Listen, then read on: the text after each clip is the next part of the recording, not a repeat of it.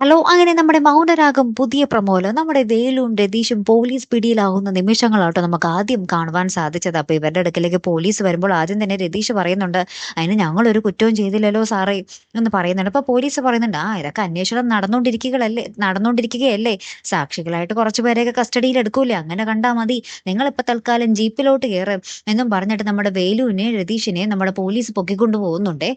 അപ്പുറത്താണെങ്കില് നമ്മുടെ സരയു താരയോട് ഭയങ്കരമായിട്ട് ദേഷ്യപ്പെടുന്നുണ്ട്.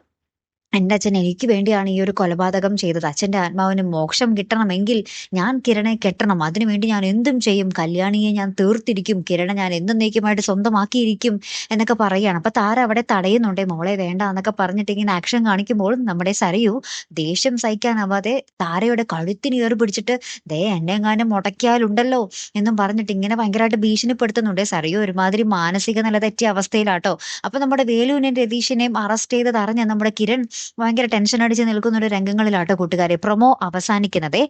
കാത്തിരിക്കാട്ടോ അടുത്തൊരു വീഡിയോയുമായി വരുന്നത് വരയ്ക്കും ഗുഡ് ബൈ.